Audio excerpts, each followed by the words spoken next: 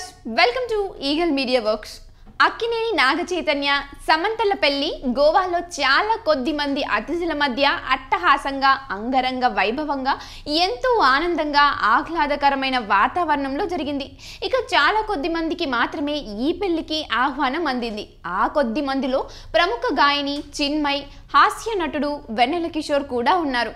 ఇంతమంది సెలబ్రిటీస్ ఉండగా వీరిద్దరికే ఆహ్వానం అందడం ఏమిటి అని అందరూ ఆశ్చర్యానికి గురవుతున్నారు. అయితే దీనికి బలమైన కారణాలు ఉన్నాయంటున్నారు.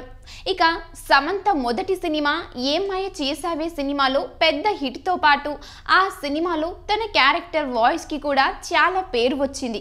అయితే ఆ వాయిస్ ఓవర్కు డబ్బింగ్ చెప్పింది చిన్మయ్. ఇక తెర మీద సమంత అందానికి ప్రేక్షకులు ఫిదా అయితే తన అందమైన గొంతుకతో సమంతకి ఇంకా కొంచెం ఎక్కువ క్రేజ్ తెచ్చిపెట్టింది చిన్మయ్ వాయిస్. దీంతో వీరిద్దరి సినిమా ప్రయాణం మెల్లగా ఇద్దరి మధ్య బలమైన స్నేహాన్ని పెంచిందట.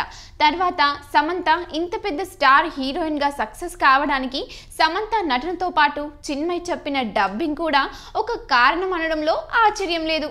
అయితే సమంత ఇప్పుడు డబ్బింగ్ చెప్పుకునే స్థాయిలో ఉన్న చిన్మయ్ మాత్రం ఆమెకు డబ్బింగ్ చెప్తుంది. తన సక్సెస్కు ఇంత వెన్నంటి నిలిచిన చిన్మయ్ని తన కుటుంబ సభ్యురాలుగా భావించి తనకు పెళ్లి ఆహ్వాన్ని ఇచ్చింది సమంత. ఇక వెన్నెల కిషోర్ నటనపై గల మక్కువతో అమెరికా నుండి భారత్కి తిరిగి వచ్చేశారు.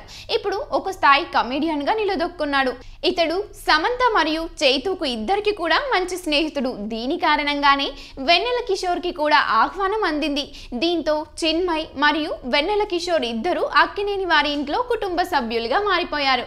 సో ఈ వీడియో మీకు నచ్చినట్లయితే లైక్ చేయండి, షేర్ చేయండి, కామెంట్ చేయండి అండ్ సబ్స్క్రైబ్ చేసుకోండి. Thanks for watching. Like and subscribe Eagle Media Works.